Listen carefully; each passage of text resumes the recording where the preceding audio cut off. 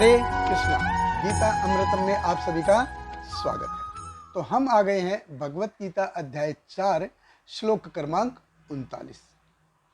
अब तक हमने देखा कि भगवान कृष्ण जो ये दिव्य ज्ञान है उनकी विशेषताओं को ग्लोरीफाई कर रहे हैं, और इसी चीज को एक्सटेंड करते हुए भगवान इस श्लोक में बताते हैं कि कौन व्यक्ति ये ज्ञान प्राप्त कर सकता है, यानी कि उसकी क्वालिफिकेशन क्या है, कौन है ऐसा व्यक्ति जो ये ज्ञान प्राप्त कर सकता है।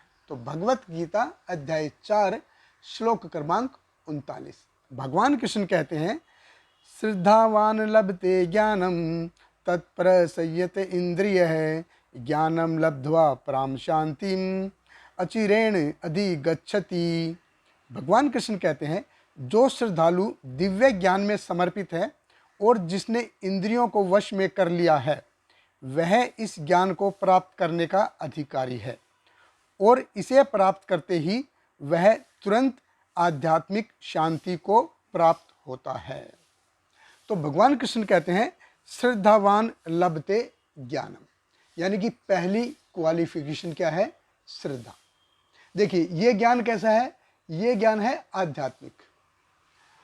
तो ये आध्यात्मिक ज्ञान है, तो इसकी पुष्टि किसी भौतिक तत्व से नहीं हो सकती, किसी भौतिक तत्व से नहीं हो सकती। जैसे दो पॉइंट है, कोई दो पॉइंट है, तो उसके बीच की जो डिस्टेंस है, दूरी को हम स्केल से माप सकते हैं कि भाई दिल्ली से चंडीगढ़ कितना दूर है, या मतलब कोई डिस्टेंस मापी जा सकती है। या फिर 5 किलो चीनी देना है जी, या 2 लीटर दूध देना है जी, या फिर कोई केमिकल कंपोजिशन है और उसमें कितना कौन सा एसिडिक है, ये हम लिटमस पेपर से माप सकते हैं, ये हम मेजर कर सकते हैं।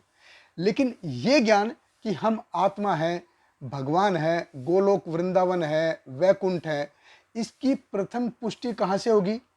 कहीं से नहीं होगी। इसकी प्रथम पुष्टि कहीं से नहीं होगी जब तक उस पथ पर चले नहीं, जब तक उस पथ पर चलकर उसको रियलाइज नहीं किया, तब तक इसकी पुष्टि नहीं हो सकती। तो इसकी शुरुआत कहाँ से होती है? इस ज्ञान की शुरुआत होती है श्रद्धा से। फेथ रखना पड़ता है, विश्वास रखना पड़ता है। तो बहुत कम ऐसे व्यक्ति हैं इस संसार में, बहुत कम ऐसे व्यक्ति हैं जिन्होंने ये परम पद हासिल किया है, जो इस ज्ञान पे चले हैं और उन्होंने परम पद हासिल किया है। अन्यथा देखिए बाकी सभी व्यक्ति खाने पीने और मजे लूटने में ही व्यस्त हैं, खाने पीने और मजे लूटने में ही बिजी हैं। तो गिने चुने व्यक्तियों पे अगर हम दुर्भाग्य से विश्वास नहीं करेंगे तो इस भौतिक जगत से निकलना it is very very tough. ये बहुत मुश्किल है इस भौतिक जगत से पार जाना। समझो कि एक इम्पॉसिबल टास्क है अगर हम ऐसे गिनो चुनो व्यक्तियों पर विश्वास नहीं करेंगे। इसलिए भगवान कृष्ण कहते हैं, श्रद्धावान लभते ज्ञानम, कि हमको विश्वास पूर्वक सुनना पड़ेगा, श्रद्धा से सुनना पड़ेगा। फिर भगवान कहते हैं तत्पर। तत्पर यानी कि किसी में पूरी तरह से डूब जाना।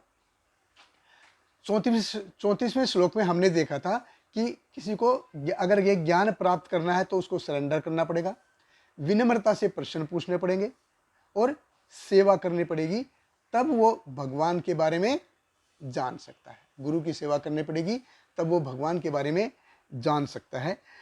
तो इन विषय वस्तुओं को, भगवान के बारे में जानना है तो विषय वस्तुओं को विषय से अलग रखना पड़ेगा।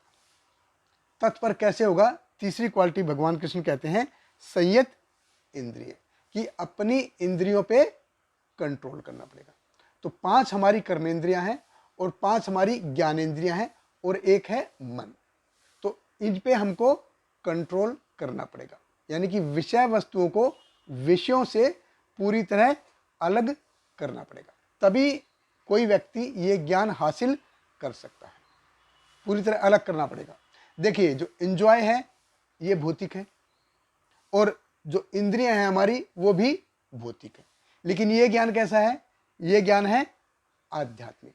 तो जब तक मैं अपनी चेतना को, या जब तक कोई अपनी चेतना को भौतिकता से दूर नहीं ले जाता, तब तक इस पथ पर चलने के योग्य नहीं हो सकता।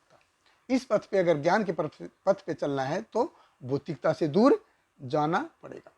और जो इस पथ पे चला है और जो भी व्यक्ति इस पथ पे चला है, भगवान कृष्ण ने उसको पूरा भरोसा दिया है, पूरा आश्वासन दिया है, ज्ञानम लब्ध्वा पराम शांति, कि वो शांति प्राप्त करेगा। पराम, पराम मतलब आध्यात्मिक शांति। देखिए, भौतिक अगर हैप्पीनेस देखनी है तो भौतिक हैप्पीनेस की एक शुरुआत है और उसका एक अंत भी है, लेकिन आध्यात्मिक शांति की शुरुआत है लेकिन उसका अंत नहीं है, उसका कोई अंत नहीं है। जैसे ये अथाह सागर होता है, उस सागर में कोई व्यक्ति कितना भी गोते लगाएगा ना, कितना भी नीचे जाएगा, तो वो सागर की गहराई को माप नहीं सकता, सागर की गहराई को माप नहीं सकता। उसी प्रकार ये ज्ञान ऐसा है, जो इसमें कितना भी डूबेगा ना, कितना भी डूबता जाएगा, उसको उतना ही आनंद और उतनी ही शांति प्राप्त होती जाएगी। और भगवान कृष्ण बहुत सुंदर तरीके से बताते हैं कि ज़्यादा समय नहीं लगेगा, अचिरेत अधिगच्छति, बहुत ज़्यादा समय नहीं लगेगा।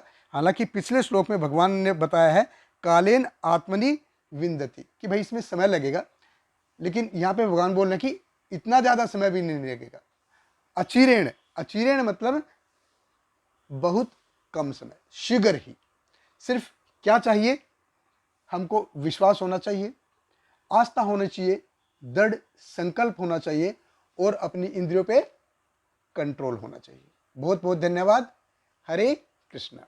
हरे कृष्णा हरे कृष्णा कृष्णा कृष्णा हरे हरे, हरे रामा राम राम हरे हरे।